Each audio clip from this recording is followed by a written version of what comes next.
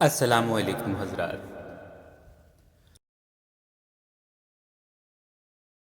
قرآن پاک کی بعض آیتیں ایسی ہیں جو کچھ راز بھرے حرفوں سے شروع ہوتی ہیں۔ ان حروف کو الگ الگ پڑھا جاتا ہے، جیسے یا سین، الف لام میم اور تا ہا وغیرہ۔ کیونکہ یہ حروف الگ الگ پڑھے جاتے ہیں، اسی لیے ان کو حروف مقطعات کہا جاتا ہے۔ ابھی تک ان حرفوں کا صحیح مطلب ہم نہیں جان سکے ہیں۔ حروف مقطعات کے بارے میں عام طور پر علماء کی رائے یہ ہے کہ یہ قرآن میں کچھ کوڈ ورڈز ہیں اور ان حروف کا مطلب سوائے اللہ کے کوئی بھی نہیں جانتا۔ ان کو قرآن میں نازل کرنے کی حکمت اللہ اور اس کے رسول ہی بہتر جانتے ہوں گے۔ ہم ان حروف کا مطلب نہیں جانتے، لیکن یہ جس طرح قرآن میں نازل ہوئے تھے اسی طرح ہمیں انہیں لکھتے اور پڑھتے رہنا چاہیے۔ یہاں تک تو ٹھیک ہے کہ ہم ان حروف کا مطلب نہیں جانتے، لیکن کچھ مذہبی رہنماؤں کو میں نے یہ کہتے دیکھا ہے کہ حروف مقطعات کا مطلب سمجھنے کی انسان کو بالکل کوشش بھی نہیں کرنی چاہیے، کیونکہ یہ انسانی اختیار کی بات ہی نہیں ہے۔ اس حال میں ایک سوال لازمی پیدا ہوتا ہے کہ جب اللہ قرآن میں یہ فرماتا ہے کہ قرآن کو نسل انسانی کی ہدایت کے لیے نازل فرمایا گیا ہے، تو اس میں ایسے حروف اللہ نے کیوں نازل کیے جن حروف کو سمجھنا انسانوں کے بس کی بات ہی نہ ہو؟ اگر قرآن ہدایت کے لیے ہے تو اس میں نہ سمجھ آنے والے کوڈ ورڈ کا کیا کام؟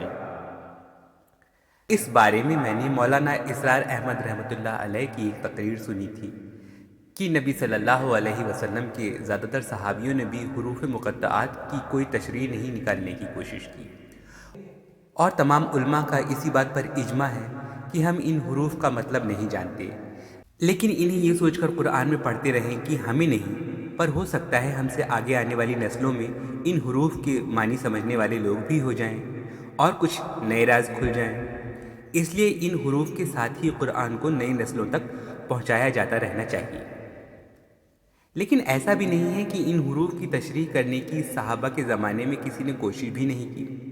اس وقت بھی عبداللہ ابن عباس رضی اللہ عنہ جیسے جلیل القدر صحابی نے حروف مقطعات کا مطلب سمجھنے کی کوشش کی۔ انہوں نے خیال ظاہر کیا کہ الف لام میم دراصل ایک پوشیدہ آیت ہے جس کا خلاصہ انا اللہ عالم ہے، یعنی میں اللہ جاننے والا ہوں۔ اس میں پہلے حرف الف سے انا، دوسرے حرف لام کو لفظ اللہ کے بیچ میں لیا اور تیسرے لفظ میم کو عالموں کے آخر میں۔ حالانکہ اس خیال کو باقی لوگوں نے حضرت عبداللہ ابن عباس رضی اللہ عنہ کی ذاتی رائے مانا اور اس خیال کو زیادہ مقبولیت حاصل نہ ہوئی۔ بہرحال نبی صلی اللہ علیہ وسلم کے صحابی نے حروف مقطعات کی تشریح سمجھنے کی کوشش کی۔ اس سے میری سمجھ میں ایک بات تو یہ صاف ہو جاتی ہے کہ آپ صلی اللہ علیہ وسلم نے حروف مقطعات کو لے کر ایسی کوئی مناہی نہیں کی تھی کہ ان حروف کا مطلب نکالنے کی کوئی مسلمان کوشش نہ کرے۔ چنانچہ بعد کے زمانے میں بھی کچھ دانشوروں نے حروف مقطعات کی تشریح سمجھنے کی کوشش کی، جیسے مولانا حمید الدین فراہی رحمۃ اللہ علیہ نے یہ خیال ظاہر کیا کہ یہ حروف دراصل جس سورہ کے شروع میں ہیں اس سورہ میں بیان کی گئی کسی خاص بات کی طرف دھیان دلانے کے لیے اللہ نے ان حروف کے ذریعے سے اشارہ کیا ہے۔ مثلاً انہوں نے بتایا کہ عبرانی زبان میں لفظ تا سے اشارہ سانپ کی طرف ہوتا ہے، تو حروف مقطعات سے شروع ہونے والی سورہ طٰہٰ میں حضرت موسیٰ علیہ السلام کی عصا کے سانپ بن جانے کا واقعہ بیان کیا گیا ہے، اور سورہ کی شروعات میں لفظ تا سے اسی سانپ کی طرف اشارہ کیا گیا ہے۔ اسی طرح نون عربی میں مچھلی کو کہا جاتا ہے، اور حرف نون سے شروع ہونے والی سورہ نون والقلم میں اس خاص واقعے کا ذکر ہے جب حضرت یونس علیہ السلام ایک طویل عرصے تک مچھلی کے پیٹ میں پھنسے رہے تھے۔ بہرحال ہمارا یہ ماننا ہے کہ اس مسئلے پر ابھی کوئی آخری رائے قائم کر لینا جلد بازی ہوگی۔ جس طرح ہمارے بزرگوں نے یہ سوچا کہ ہم نہیں پر شاید اگلی نسلوں میں ان حروف کا راز جاننے والے لوگ آ جائیں، یہی ہمارا بھی سوچنا ہے۔